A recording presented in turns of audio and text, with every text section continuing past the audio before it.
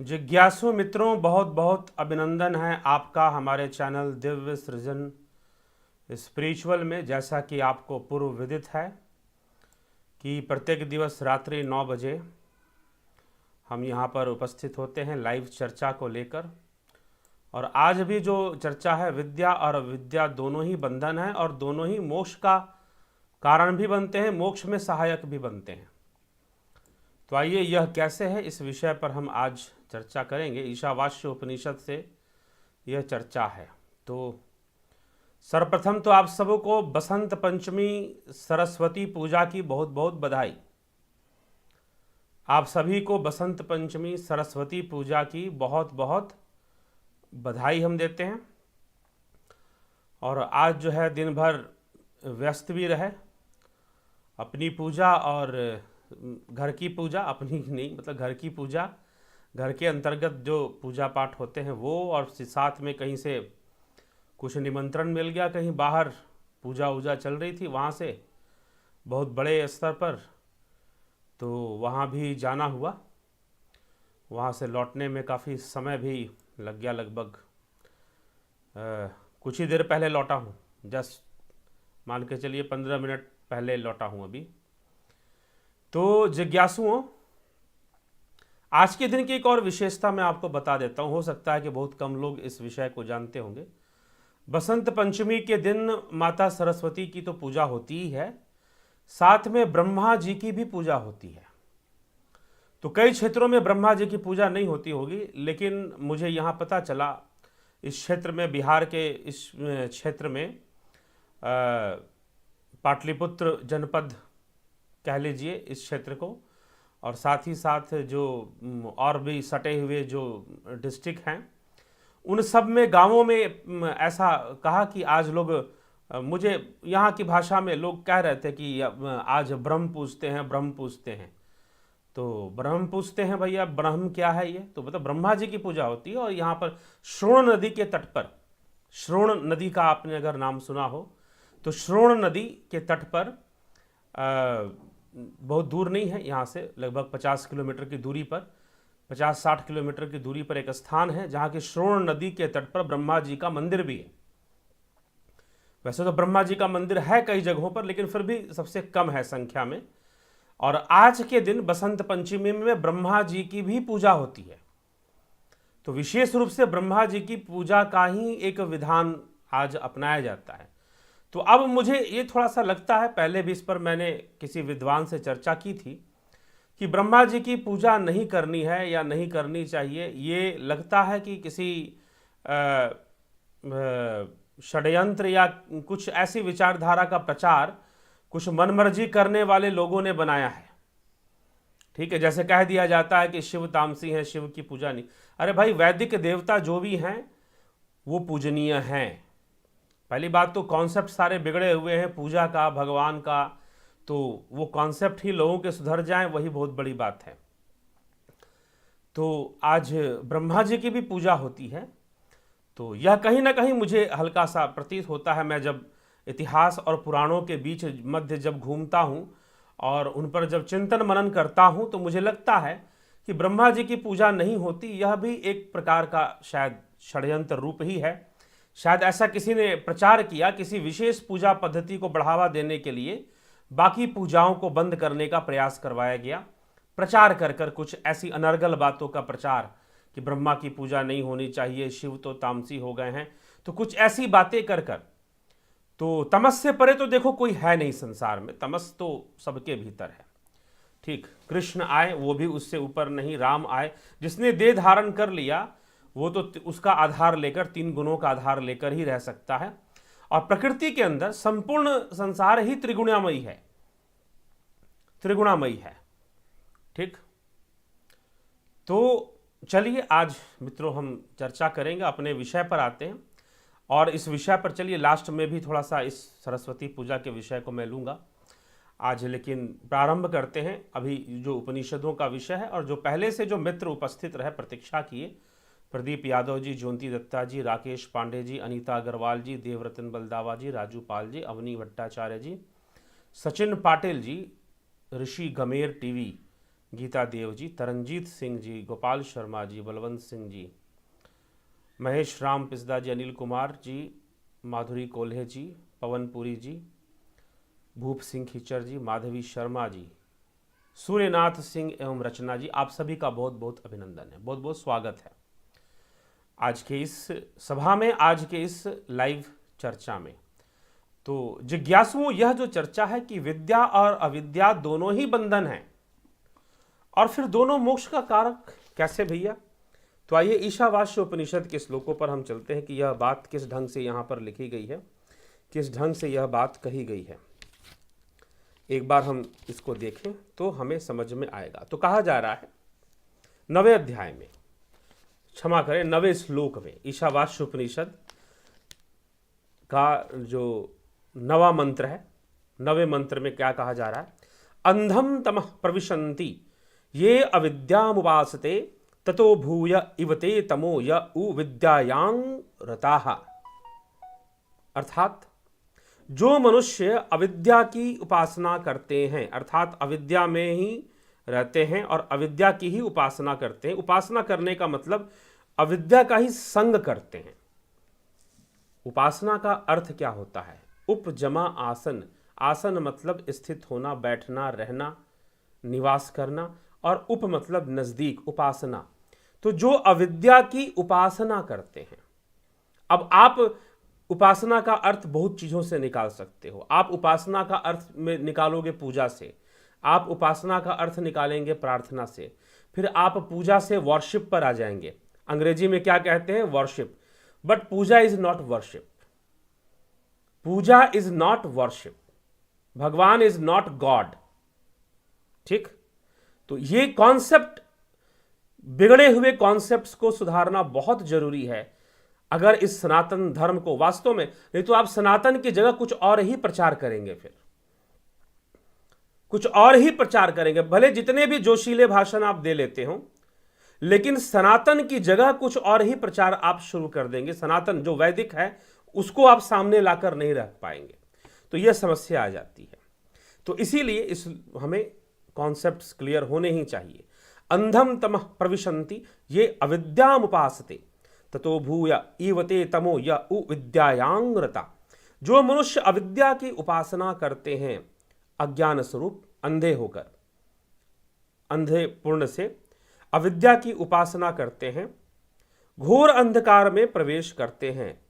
और जो मनुष्य विद्या में रत रहते हैं, अर्थात ज्ञान के मिथ्याभिमान में भी वो रत रहते हैं, तो वह भी मानो घोर अंधकार में भी प्रवेश करते हैं। बड़ी विचित्र बात है। कहा जा रहा है कि अविद्या का उपासना करने वाले भी घोर अंधकार में जाते हैं और विद्या की उपासना करने वाले भी घोर अंधकार में जाते हैं। दोनों का वास घोर अंधकार। इसीलिए टाइटल आज के वीडियो का क्या है कि विद्या और अविद्या दोनों ही बंधन और फिर दोनों ही मोक्ष का कारक भी बनेंगे। कैसे? आज हमें यही 3 श्लोकों में, ईशावास्य उपनिषद के 3 श्लोकों में इस विषय को स्पष्ट किया गया है। तो पहला कहा जा रहा है कि अविद्या और विद्या। विद्या, अविद्या के बारे में कहा भैया वो तो अविद्या है। तो जो अविद्या है वह तो उसकी उपासना से क्या होगा? उपासना मतलब उसकी पूजा नहीं, उपासना मतलब अविद्या का संग, उपासना मतलब अविद्या को सत्य समझ लेना। ठीक? तो अविद्या मुख्य तत्व है सृष्टि में। अविद्या क्या है? मुख्य तत्व है सृष्टि में, अगर हम सांख्य योग, पतंजलि के योग के अनुसार समझे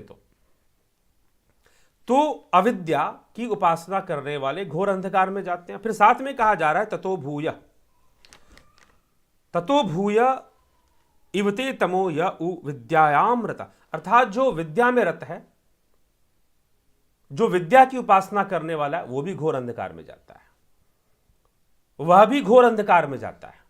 अब ये बात थोड़ी सी जरूर संशयग्रस्त होगी कि विद्या वाला भी घोर अंधकार, विद्या की उपासना करने वाला भी घोर, अविद्या की तो घोर अंधकार में जाएगा ही। चलो बात समझ में आती है। लेकिन ये कहा जा रहा है कि अविद्या के साथ साथ विद्या की उपासना करने वाला भी घोर अंधकार में जाएगा। कैसे? देखते हैं, आगे के श्लोक देखते हैं तो और यह विषय स्पष्ट हो जाएगा। तो ईशावास्य उपनिषद के 10वें मंत्र में, 10वें मंत्र में 10वें श्लोक में क्या कहा जा रहा है?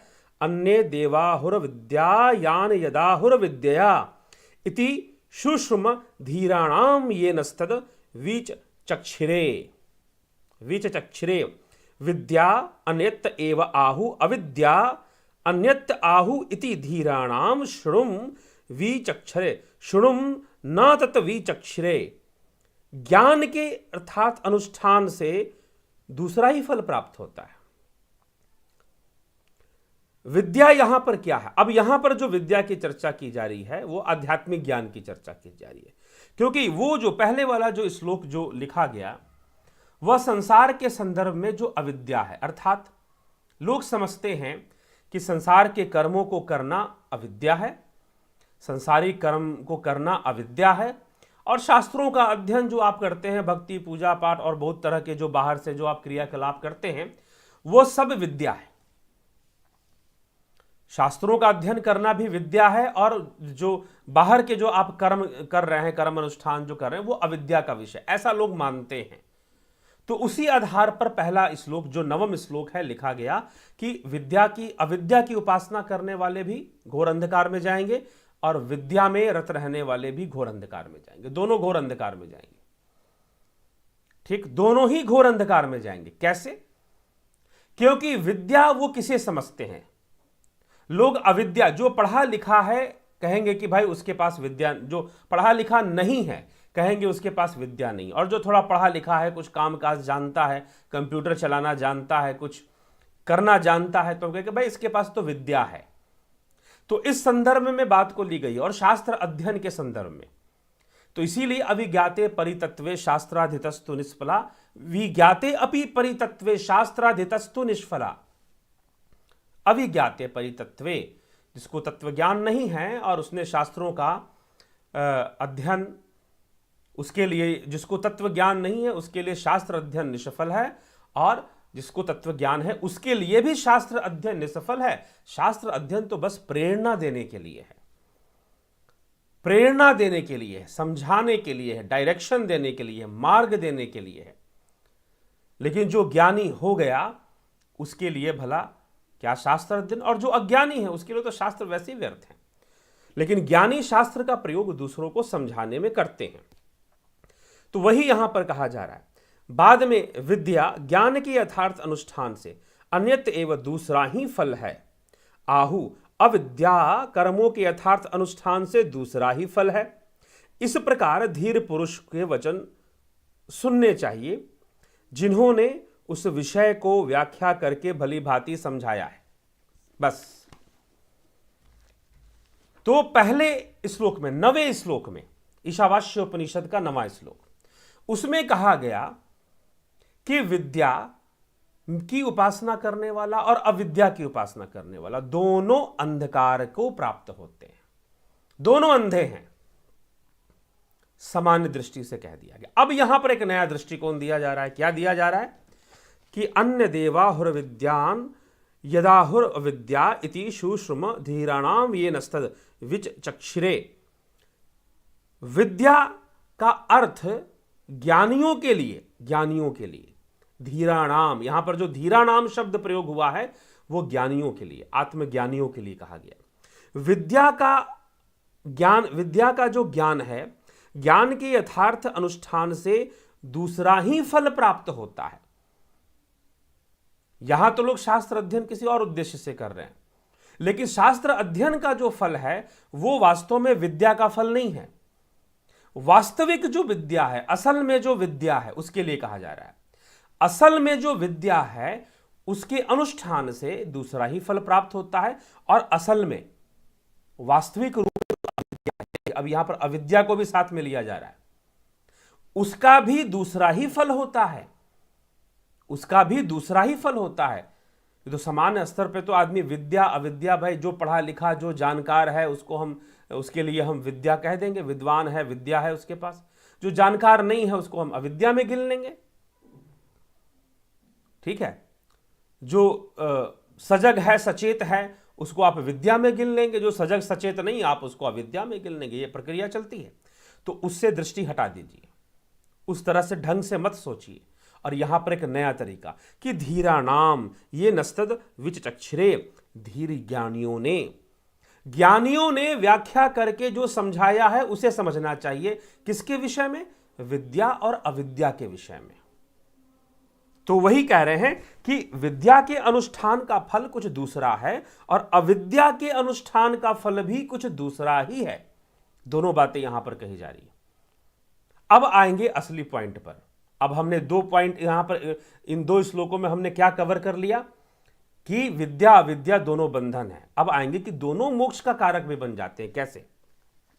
विद्याम च अविद्याम च यस्तद वेदो भयम स अविद्या मृत्युम तितरवा विद्यामृत मश्नुते।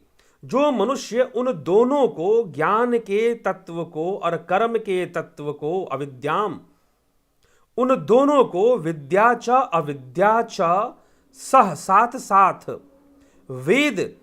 वेद मतलब आत्मज्ञान से अंतर्मुखी होकर जो विद्या और अविद्या के मर्म को जान लेता है, उन दोनों को, जो ज्ञान के तत्व को और कर्म के तत्व को, अविद्या, यहां पर अविद्या शब्द से जो हमें कर्म में लगाने वाली जो शक्ति है उसे अविद्या कह देते हैं। इंद्रियों में गमन करने वाली शक्ति, त्रिगुणों के वशीभूत जो शक्ति, उसे हम अविद्या में गिनते हैं। तो कह रहे विद्याम च अविद्याम च यस्तत वेदो भयम सा। जो मनुष्य अविद्या और विद्या इन दोनों को साथ साथ जान लेता है, वह अविद्या से मृत्यु को पार कर जाता है। किससे? अविद्या से। वह अविद्या से मृत्यु को पार कर जाता है। कितनी रहस्यमयी बात है। पार कर जाते हैं और विद्या से अमृत का फल भोगते हैं, अर्थात अविनाशी आनंदमय परब्रह्म पुरुषोत्तम को प्राप्त हो जाते हैं। किससे? विद्या से। और अविद्या से भी वो मोक्ष को प्राप्त हो जाते हैं और विद्या से भी हो जाते हैं। बड़ी विचित्र बात है। पहले श्लोक में तो कहा गया विद्या अविद्या दोनों बंधन, दूसरे में कहा गया, 10वें श्लोक में कहा गया भाई दोनों को ज्ञान की दृष्टि से, ज्ञानियों, आत्मज्ञानी लोग, जो धीर लोग हैं, इन दोनों को अलग ढंग से समझाते हैं। वैसे समझना चाहिए। और अगर आपने वैसे समझ लिया, आत्मा को जानने वाले जो लोग हैं उनकी दृष्टि से अविद्या का अनुष्ठान करने वाले भी मृत्यु को पार कर जाते हैं, अर्थात मृत्यु पर विजय प्राप्त कर लेते हैं, और साथ ही साथ विद्या वाले भी परम धाम को प्राप्त होते हैं। ये कैसी बात कही जा रही है? ये कैसा बात, समझिए इसे। श्री कृष्ण अर्जुन से क्या कह रहे हैं कि तू कर्म कर। कर्म तो प्रत्येक जीव कर रहा है ना, लेकिन तेरे कर्म करने में और उनके कर्म करने में फर्क है।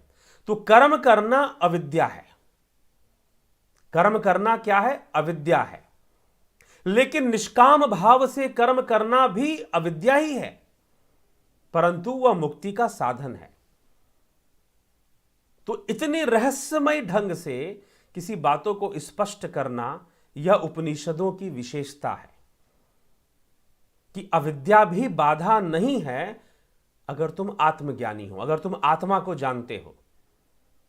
अविद्या भी बाधा नहीं, अविद्या भी सहायक। इसीलिए यह संपूर्ण संसार तुम्हारे मोक्ष में सहायक है।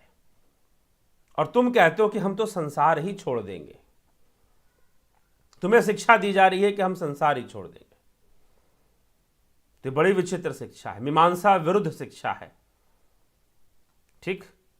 तो तुम्हें संसार छोड़ने की जरूरत नहीं है, क्योंकि संसार ही सीढ़ी है। संसार ही वह सीढ़ी है जिससे कि तुम मोक्ष तक पहुंचोगे, और छूट भी नहीं सकती है। हाँ, नीचे उतरने का काम बंद करो, ऊपर चढ़ने का काम शुरू करो। सीढ़ी होती ना एक छत पर जाने के लिए, उसी से आदमी चढ़ता है और उसी से आदमी उतर भी जाता है। तो उसी प्रकार यह संसार अविद्या रूप है, परंतु यह अविद्या ही मृत्यु पर विजय की सहायक भी बन जाएगी। और अविद्या ही, और फिर वह विद्या क्या है? जो आध्यात्मिक ज्ञान है, उसके लिए विद्या कह दिया गया। उसको जानने वाले, योग करने वाले जो योगी हैं, जो सांख्य योगी हैं, श्री कृष्ण भगवान जो वाणी का प्रयोग करते हैं श्रीमद् भगवद गीता में, जो वैसे सांख्य योगी हैं, तत्व को जानने वाले जो सांख्य योगी, क्योंकि सांख्य योगी ही तत्वज्ञानी होता है। तो जो सांख्य योगी हैं तत्वों को सही से समझने जानने वाले जो सांख्य योगी हैं वह क्या हैं? वह विद्या का पालन करते हुए भी परम धाम को प्राप्त हो जाते हैं, मोक्ष को प्राप्त हो जाते हैं, और निष्काम कर्म करते हुए भी मृत्यु को पार कर कर मोक्ष को प्राप्त होते हैं। इस प्रकार से इन तीनों श्लोकों में विद्या और अविद्या के विषय में, अगर व्यक्ति आत्मज्ञानी नहीं है तो फिर विद्या भी बंधन है और अविद्या तो बंधन है ही। तो विद्या भी बंधन है और अविद्या भी बंधन है। और अगर आत्मज्ञानी है, अगर योगी है, तस्माद योगी भव अर्जुन, हे अर्जुन तू योगी बन जा। श्री कृष्ण क्या कहते हैं? हे अर्जुन तू योगी बन जा, तस्मात योगी भव अर्जुन। ठीक, तो योगी बनने की प्रेरणा श्री कृष्ण अर्जुन। तो जो योगी हैं, जो सांख्य योगी हैं, जो तत्वज्ञानी हैं, जो आत्मज्ञानी, उनके लिए कहा जा रहा है कि विद्या और अविद्या दोनों ही सहायक है, अन्यथा विद्या और अविद्या दोनों ही बाधक है, दोनों ही अंधकारमय है। ठीक, तो इस प्रकार से इन श्लोकों में ऐसे चर्चा करते हुए तथ्यों को रखा जा रहा है। तो मित्रों, चलिए इसी के साथ हम अपने इस विषय पर को छोड़ आपके कमेंट्स आदि भी पढ़ेंगे, अब उन पर भी कुछ चर्चाएं करेंगे। तो माधवी शर्मा जी कह रही हैं, it is said what we think at death bed we become that, if by our bad bad luck some negative thoughts comes, then what about the sincere sadhana we are doing in the entire life, please guide। तो देखिए,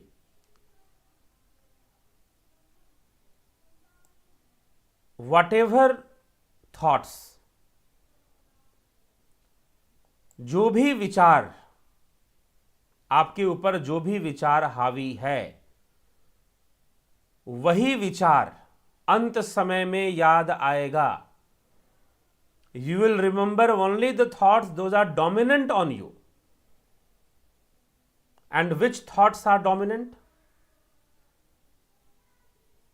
विच has very repetitions, much repetitions makes a thought dominant.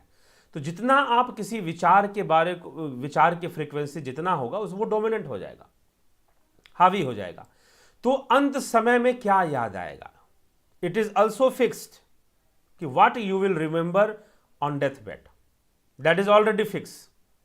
And what is that? Whatever dominant in your mind. If money is dominant on your mind, then you will remember only money, then you will miss money, wealth। If relationships are dominant on your mind, then you will remember only relationships. If property or position is dominant on your mind, then you will remember that thing, that property and position. That will happen. If God is dominant, not God, but if yoga is dominant, if yoga is dominant, if philosophy if Ishvara is dominant on you, then you will remember Ishvara on deathbed. What is dominant? This is psychological fact. Scientifically it is proved कि मृत्यु के समय आपको कौन सी बात याद आएगी? जो आपके ऊपर सबसे ज्यादा हावी है, जिसे आप सबसे ज्यादा मिस करते हैं। जिस व्यक्ति ने आजीवन धन धन धन धन किया, पैसा पैसा किया, अचानक से वो भगवान को याद कर लेगा? जी नहीं, जी नहीं। आप साइकोलॉजिकली, साइंटिफिकली सोचो, क्या पॉसिबल है ऐसा? क्या ऐसा पॉसिबल है कि थोड़ा सा वैज्ञानिक ढंग से आप सोचिए कि जिस आदमी ने सारा जीवन धन धन हाय धन की चिंता उसे रही, अचानक से क्या उसे ईश्वर याद आ जाएंगे? अचानक से क्या उसे मोक्ष की कामना हो जाएगी? जी नहीं।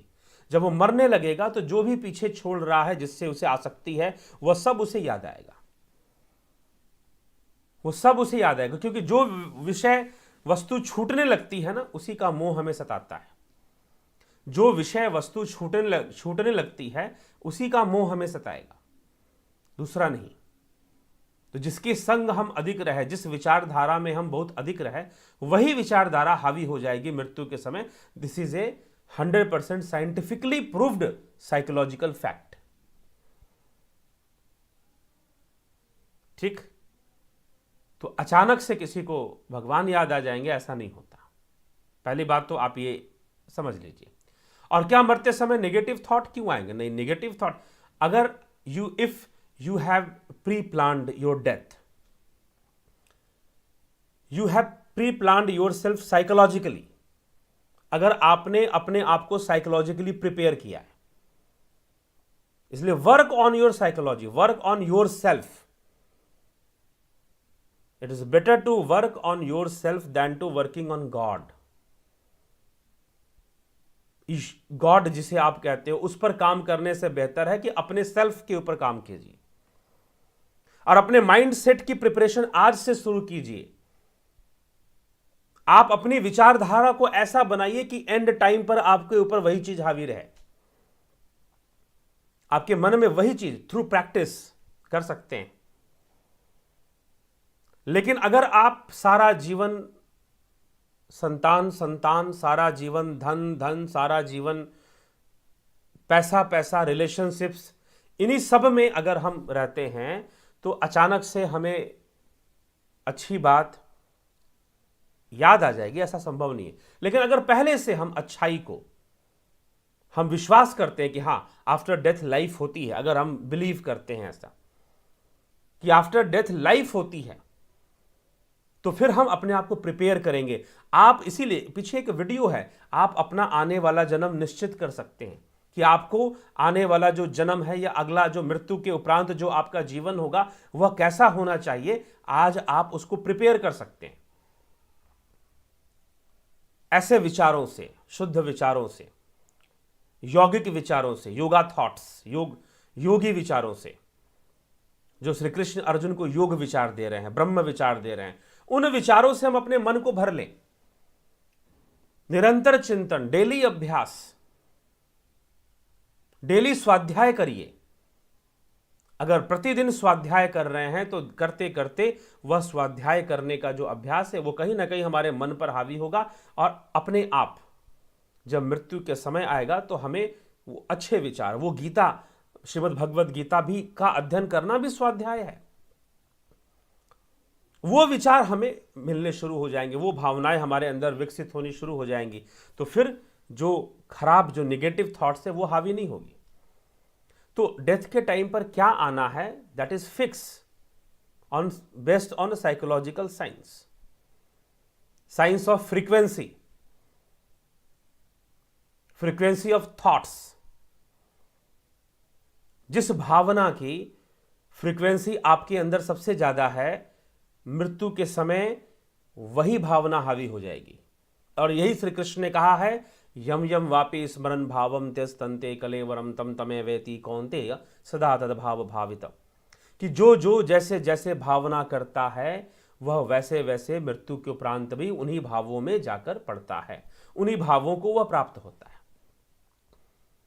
यही थ्योरी वहां पर भी आपके संग भी काम कर जाएगी। तो जैसी जैसी आप भावना करेंगे वैसे वैसे ही तो आप हो जाएंगे, वैसे वैसे ही तो आप बन जाएंगे। ठीक है, तो जिज्ञासुओं ये हमें अच्छे से समझना है और ये बात हमें समझ में आती है तो फिर ये प्रश्न नहीं बनता कि डेथ के टाइम पर अचानक नेगेटिव थॉट, जी नहीं आएगा। अगर तैयारी मजबूत है तो नहीं आएगा, अगर तैयारी नहीं है, नेगेटिव थॉट्स में ही रहने की आदत है, तो फिर तो आएगा, फिर आप उसे चाहकर भी रोक नहीं पाएंगे। If body has some phenomena then mind has also some phenomena. अगर शरीर के काम करने का सिद्धांत है तो मन के काम करने का भी सिद्धांत है, जो श्री कृष्ण अर्जुन से कहते हैं, असंशयम महाबाहो मनो दुर्निग्रहम चलम अभ्यासेन तू कौन्तेय वैराग्येन च गृह्यते। सिद्धांत तो दिया है उन्होंने मन को कंट्रोल करने का। तो माइंड के भी अपने प्रोटोकॉल्स हैं जिसके अनुसार वो काम करता है। यह है कि वो ज्यादा सूक्ष्म होने के कारण हम मन पर कंट्रोल नहीं कर पाते। माइंड को कंट्रोल में लाने के लिए हमें फ्रीक्वेंसी को बढ़ाना पड़ता है, पॉजिटिव थॉट्स की फ्रीक्वेंसी को बढ़ा देना पड़ेगा, पॉजिटिव फ्रीक्वेंसीज को डेवलप करना होगा अपने भीतर। फिर क्या मजाल कि अगर वो फ्रीक्वेंसी अगर बढ़ गई तो एंड टाइम पर, डेथ बेड पर नेगेटिव थॉट आने का मतलब ही नहीं है फिर। ठीक है, तो आप खुद से, जिन्होंने ये प्रश्न किया है, माधवी शर्मा, एक बार इमेजिन करें कि हम खुद इमेजिन करें कि हम डेथ बेड पर हैं, तो उस समय क्या बात हमारे ऊपर हावी हो सकती है। ठीक, तो हम अपने आप को उस ढंग से प्रिपेयर करें। तो प्रिपेयर करेंगे तो ऐसा कभी, अचानक से चाहेंगे कि कुछ हो जाएगा, सोने की अंडा देने वाली मुर्गी है, सोने की अंडा देने वाली जो मुर्गी है भाई, मुर्गी जो पालक था उसके पास मुर्गियां तो बहुत सारी थी, लेकिन एक मुर्गी थी सोने का अंडा देती थी। अब उसने लगा कि भाई क्यों ना मुर्गी का पेट फाड़कर सारे अंडे एक बार में निकाल ले, तो उसने पेट भी फाड़ दिया, मुर्गी मर भी गई, अंडा भी ना निकला। तो जो ये सोचकर बैठे हुए हैं कि सारी जिंदगी मनमर्जी करते रहेंगे, कुछ भी करेंगे, अंत समय में नाम ले लेंगे तो मुक्ति हो जाएगी, बहुत बड़ी गलतफहमी में हो। टोटली अनसाइंटिफिक थॉट है, और गीता नहीं मानती इस बात को। गीता इसी क्यों अर्जुन को कहा जा रहा है अभ्यास योग, अभ्यास योग, अभ्यास योग की प्रेरणा क्यों दी जा रही है, अभ्यास योग की प्रेरणा क्यों दी जा रही है। तो यहां पर थॉट एंड भावना दोनों में डिफरेंस है। श्री कृष्ण भावना की बात करते हैं, यम यम वापि स्मरण भावम त्यस्तन्ते कलेवरम तम तमेवेति कौन्ते सदा तद्भाव भाविता। जो जो जैसी जैसी भावना करेगा, तो भावना मतलब आपकी जो फीलिंग्स और इमोशंस हैं, नॉट ओनली थॉट्स। ठीक, तो ये हमें समझ लेना है। तो इसीलिए it depends on you what thoughts you want on death bed, ये हमारे ऊपर ही निर्भर करता। अभी से तैयारी शुरू कर दे तो दिक्कत नहीं होगी। सूर्यनाथ सिंह जी, जय सिया राम जी। चलिए आगे चलें। आशीष, मंत्र जाप करना पर उसका अर्थ ना जानना और उसके अनुसार आचरण ना करने से क्या फल मिलता है? कुछ नहीं मिलता फल। मंत्र रट जाएगा, आपको याद हो जाएगा, 4 लोगों को सुना दोगे, 4 लोग जान जाएंगे कि भाई ये तो मंत्र जाप करते हैं, बस इतना ही फल है, और उसका कोई फल नहीं। अगर मंत्र की भावना को नहीं समझते, मंत्र में जो निहित भावना है अगर उसका आपको नहीं पता, तो फिर मंत्र जाप कर क्यों रहे हो? पहली बात तो ये, किस उद्देश्य से कर रहे हो भाई मंत्र जाप? जब आपको पता ही नहीं, मान लीजिए कि आज माता सरस्वती का पूजा हुई, तो उसमें मंत्र जाप होता है, ओम ऐं सरस्वती नमो नमः, ऐसे करके लोग भी बीज मंत्र का जाप करते हैं।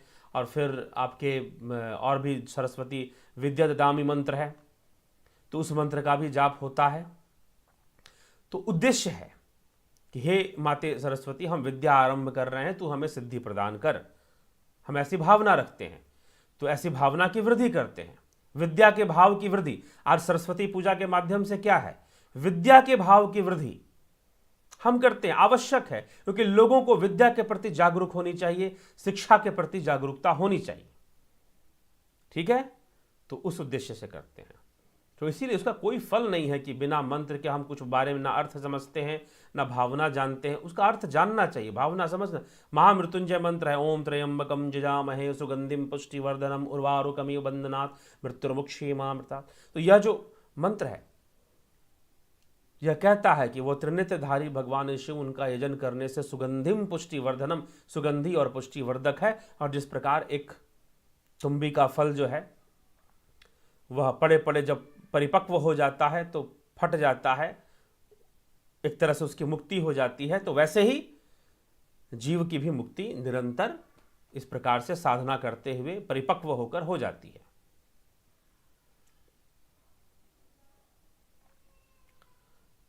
तो वो अर्थ तो जानना ही जरूरी है। Thank you.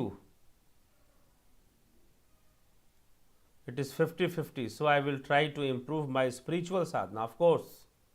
Thank you very much. ठीक है जी। मैंने मृत्यु लोक, गोपाल शर्मा जी, मैंने मृत्यु लोक में देखा है कि कभी कई परिवार के सदस्य मृत्यु के बाद भी एक साथ रहते हैं, यह कैसे संभव है? रह सकते हैं, रह सकते हैं, सही कह रहे हैं आप। अगर आपने ऐसा देखा है तो मैंने भी ऐसा देखा, अनुभव किया है। लकी आहूजा सर, आप बहुत अच्छे हो, अपने मेरी हेल्प कल बता के थैंक्स दिल से जी। जुड़े रहें, बने रहें साथ में।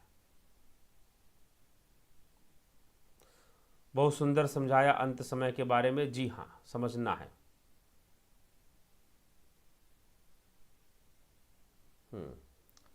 चलिए ठीक है, इसको अंत समय के बारे में यही बात है, समझने वाली बात। अब एक भागवत से उदाहरण लोग देंगे अजामिल का, कि अजामिल ने नारायण नारायण कहा, वो भी उसने नारायण नहीं कहा, उसके बेटे का नाम नारायण था, और अंत समय में उसने ऐसा कहा, मुक्ति मिल गई। तो आपने अजामिल की कथा पूरी नहीं पढ़ी है, पूरी पढ़नी चाहिए। अजामिल पहले से ही बहुत बड़ा भक्त था। वो तो कुछ समय के लिए प्रारब्ध के वशीभूत, वो कहते हैं कि वह कुमार्ग क्या है, जो प्रारब्ध की पालना कर रहा है, तो कुमार्ग भी नहीं कह सकते उसको, कुमार्ग पर चला गया था, ऐसा कह देते हैं लोग। कथाओं में ऐसा वर्णन के अनुसार कथावाचक बोल दिया करते, लेकिन वह तो अपने प्रारब्ध के वशीभूत ऐसी संगत में चला गया। परंतु था तो वह भक्त, अभ्यास तो उसका बहुत पुराना था, कई जन्मों का अभ्यास था। तो इसीलिए अभ्यासी बनने की आवश्यकता है, अभ्यास योग करने की जरूरत है।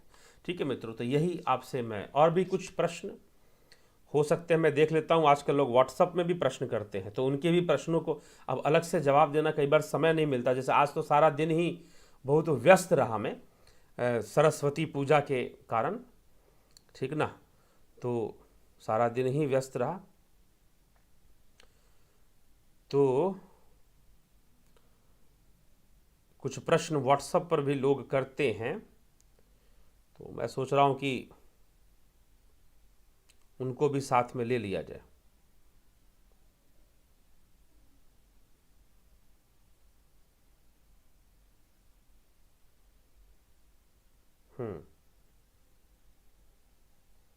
तो चलिए,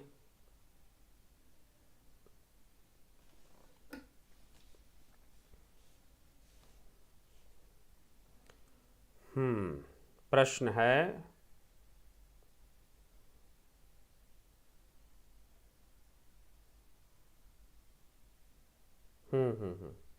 तरनजीत सिंह जी का प्रश्न है कि हमको ऐसे 10% लोग ऐसे मिले जिन्होंने कहा कि हमारी रुचि बचपन से अध्यात्म की ओर थी, पर सही मार्ग नहीं मिला, और जैसे ही हमें योग साधना के मार्ग का पता चला तो हम भी योग साधना करने लगे, और अब हम सुबह शाम 1-1 घंटा साधना करते हैं, और अब ज्ञान विवेक आया है, और अब हमारी कोई रुचि इस संसार के प्रति नहीं है, हम अपनी आप में खुश हैं, और अब शादी या और भी कुछ ज़्यादा संसार की ओर भागना नहीं चाहते।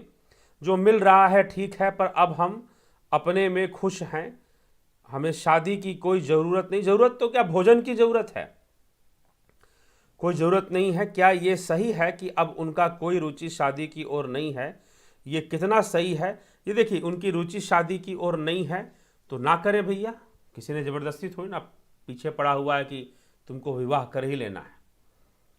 अगर रुचि नहीं है तो मत करिए, कहीं और चले जाइए। लेकिन एक होती है रुचि और एक होती है कर्तव्य की पालना, आवश्यकता। कर्तव्य की पालना में माता पिता से संबंधित कर्तव्यों की पालना आ जाती है, तो वहां पर जहां तक बात है, और कर्तव्य की पालना में पितृ ऋण को चुकाने के लिए भी विवाह संस्कार किया जाता है। इसलिए विवाह संस्कार, 16 संस्कारों में विवाह संस्कार का नाम आता है। तो पितृ ऋण को चुकाने के लिए भी विवाह संस्कार किया जाता है। तो यह है। अब कोई व्यक्ति, आत्मज्ञानी व्यक्ति, उसे कोई फर्क भी नहीं पड़ता कि वो विवाहित है या अविवाहित है। अगर वो विवाहित भी है तो उसका कोई नुकसान नहीं होने वाला।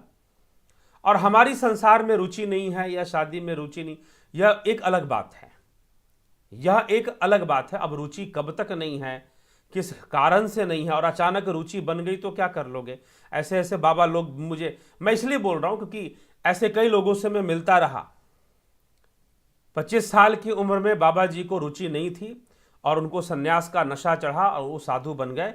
लेकिन 45 साल की उम्र में, 50 साल की उम्र में जब वो पहुंचे तो उनको लगने लगा कि मुझे तो शादीशुदा होना चाहिए था, मुझे विवाहित होना चाहिए था। ठीक है, तो अगर आपका निर्णय जबरदस्ती वाला है तो फिर तो ठीक नहीं है। अगर आपका निर्णय अनुभव वाला है तो फिर ठीक है। अगर अनुभव से निर्णय लेते हो तो फिर कोई दिक्कत नहीं है। लेकिन अगर जबरदस्ती का निर्णय लेते हैं, बहकावे वाला, तो फिर उसमें बहुत भारी दिक्कत हो जाएगी। ठीक है मित्रों, तो ये हमें थोड़ा सा इसके बारे में सोचना चाहिए, तो तभी निर्णय लेना चाहिए। ऐसे निर्णयों में जल्दबाजी नहीं करनी चाहिए। चलिए ठीक है, आगे चलते हैं, एक और प्रश्न देख लेते हैं।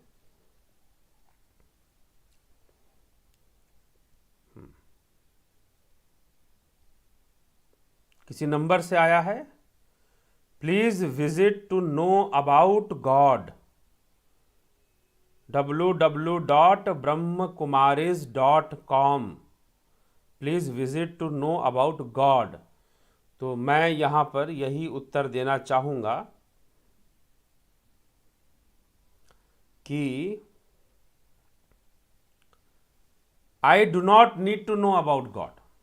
ठीक है, तो इसीलिए मुझे इसकी आवश्यकता नहीं है कि मैं गॉड को जानूं, और मुझे ना गॉड को जानने और अपनाने की कोई आवश्यकता है, और ना कोई इच्छा है, ना कोई रुचि है। Because God brought dark age in Europe. ठीक है, God is a reason behind dark age of Europe. Christianity is reason. So what is God and what is Ishvara? Both are different concepts. Both are different concepts. So if your concepts are not Vedic, then I can't accept it.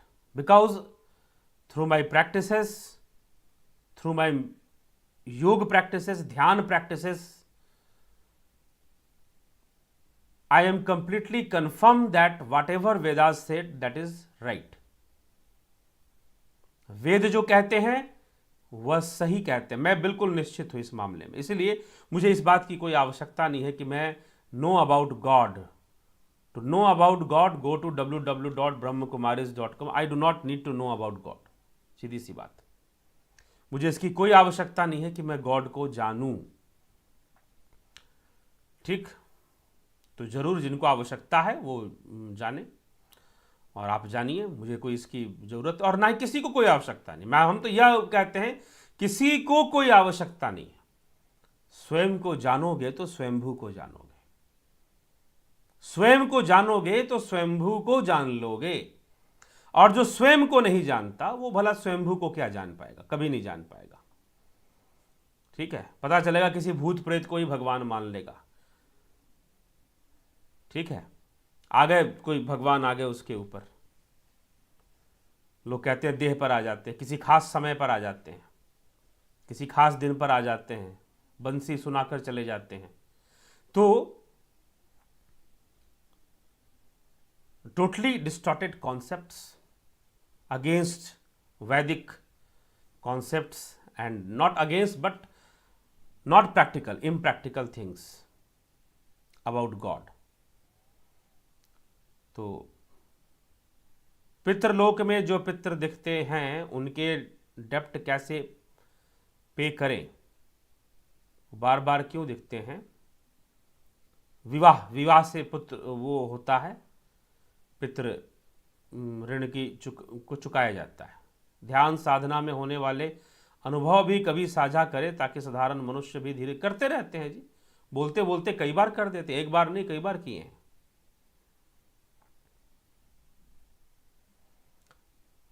त्रिदेव बाकी देवता से अलग कैसे? मुख्य हैं, देवताओं में प्रधान है, बस यही है मुख्य रूप से।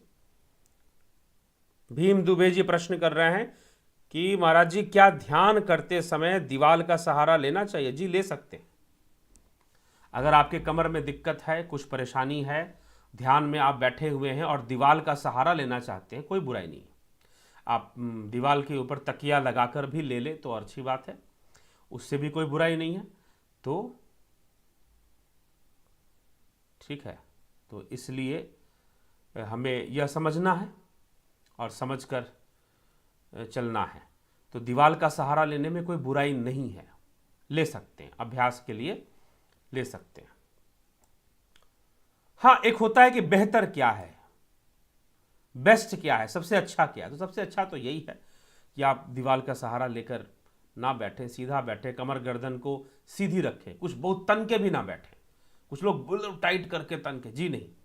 अब बिल्कुल ढीला ढिल्लम ऐसे एकदम आलसी की तरह ऐसे भी ना बैठें, ध्यान में सहज बैठे, सहज, इस तरह से। शरीर तना हुआ नहीं होना चाहिए, टेंशन नहीं होना चाहिए बहुत अधिक बॉडी के अंदर। ध्यान साधना का अभ्यास करते समय बॉडी में बहुत ज़्यादा टेंशन नहीं होना चाहिए, ठीक है, कि खूब तनकर हाथ ऐसे टाइट कर दिए, गर्दन एकदम ऐसे कर लिए। कुछ लोग ऐसे ही बैठे हैं, मैं देखता हूँ भैया, उनको लगता है कि भाई यही योग है और यही ध्यान है। जी नहीं, ध्यान तो शरीर की अवस्था ध्यान नहीं है, लेकिन शरीर को स्थिर रखकर हम ध्यान में उतरते हैं। तो शरीर की अवस्था कोई ध्यान नहीं है, तो ये समझना है। लेकिन शरीर को पहले स्थिर करना पड़ेगा, तंथिर मंथिर सुरत निरथिर हुए, ठीक है जी, ऐसे चलता है। तो इसलिए दुबे जी, भीम दुबे जी दीवाल का सहारा ले सकते, कोई बुराई नहीं है। चलिए, तो कृपया बीके के प्रश्न मत लिया करें, सोए हुए को जगाया जा सकता है, सोने का नाटक करने वाले को नहीं। चलिए ठीक है जी। तो यह है मित्रों, अब चलते हैं इस विषय पर। अब हो गया, काफ़ी चर्चा हुई आज, अब जो है विराम देंगे, ठीक है। बहुत अच्छा लगा आज भी चर्चा करके, आप लोगों से प्रश्न किया करें, जरूर किया करें। आगे और भी चर्चा मित्रों, कई लोग प्रश्न करते हैं कि जो राजनीतिक विषय हैं अध्यात्म से जोड़ते हुए हम उसको कैसे समझें। तो कभी कभी एक दो मैंने वीडियोस पीछे बनाई थी इस विषय पर, कि कुछ टॉपिक मैंने लिए थे राष्ट्र से संबंधित भी, अल्पसंख्यक बहुसंख्यक के ऊपर भी मैंने बोला है। तो और आगे और पूरे राष्ट्र कैसा होना चाहिए, वेद क्या कहते हैं, अथर्ववेद की श्रुति क्या, मंत्र क्या कहते हैं अथर्ववेद के, और हमारे शास्त्र क्या कहते हैं, राष्ट्र कैसा होना चाहिए, राष्ट्र का अर्थ क्या है, यह भी वीडियो आ चुकी है इसके ऊपर भी। तो 9 PM की चर्चा में कभी कभी हम उसको भी ले लिया करेंगे, तो आप उसको भी जरूर उसका लाभ उठाएं। और जो मित्र पूना से या पूना के आसपास रहते हैं और अगर उनको लगता है कि वो मिलना चाहते हैं, तो समय लेकर मुझसे बात कर कर आप मिल सकते हैं, ठीक है। किसी को लगता है पूना एंड मुंबई में, अभी मैं आपको तारीख नहीं बताऊंगा, कल बता दूंगा कि मैं किस तारीख पर कहाँ यात्रा पे निकल रहा हूं। तो हो सकता है कि जो उपनिषदों की सीरीज चल रही है बीच में थोड़ी बाधित हो, तो समसामयिक चर्चाएं और या किसी और अन्य चर्चाओं पर भी हम चर्चा करेंगे। और हो सकता है कि कई जगहों से मैं आपको लाइव ब्लॉगिंग भी करूं, और ऐसा भी हो सकता है किसी विशेष स्थान पर, मंदिर वगैरह ऐतिहासिक स्थान पर गए तो मित्रों ये चलता रहेगा। चैनल है तो उसमें कुछ ऐसे आएंगे। और 9 बजे का PM मैं बाहर यात्रा पे रहूँगा, फिर भी ये जो 9 PM लाइव चर्चा है वह तो आएगा, वह तो आपको मिलेगा ही मिलेगा, पूरी कोशिश रहेगी। हाँ, किसी दिन अगर कुछ विशेष व्यस्तता हो गई तो शायद ना मिले, लेकिन मिलेगी ही मिलेगी। 9 PM की लाइव चर्चा आपको जरूर प्राप्त होगी। तो अगर महाराष्ट्र से संबंध रखते हैं, पूना मुंबई विशेष करके इन दो जगहों से, तो मिलना चाहते हैं, और इस प्रकार के कई तो मेरे मेंबर हैं महाराष्ट्र से जिन्होंने सन मेंबरशिप, जुपिटर मेंबरशिप ज्वाइन किया है। तो जिन्होंने ज्वाइन कर रखा है वो तो मिलेंगे ही मिलेंगे, उनको तो मिलना ही है। दूर हो गया जी, अकोला दूर हो गया काफ़ी वहाँ से, ठीक ना। गया हूँ, पहले मैं अकोला जा चुका हूँ, ठीक है। तो कोशिश कीजिए पुणे पहुँच जाइए कभी और सही दोबारा यात्रा। अब कोरोना का थोड़ा सा कम हो रहा है तो यात्राएं भी होंगी, हो सकता है कभी चलती हुई गाड़ी से ही लाइव कर दूं। तो चलिए मित्रों, इसी के साथ विराम देते हैं। और जो लोग सन मेंबरशिप, जुपिटर मेंबरशिप ज्वाइन करना चाहते हैं, ध्यान योग, आज किसी मित्र ने पूछा कि ध्यान योग की विधि क्या है, मेरे ख्याल से नाम देख लो उनका भी, कि ध्यान योग की विधि के बारे में विधि बताओ ऐसे कर कर उन्होंने लिखा है। तो विधि कोई ऐसी चीज़ नहीं है कि मैं उसको व्हाट्सएप पे बता दिया जाए, यूट्यूब पर बता दिया जाए, ठीक है, ऐसी कोई विधि नहीं है। तो इसीलिए हमें थोड़ा सा जागरूक होना पड़ेगा, और जागरूक होकर यह जो विधि ही बताई जाती है उसको, हर्ष जी पंजाब से, तो वह जो विधि है उसको करने के लिए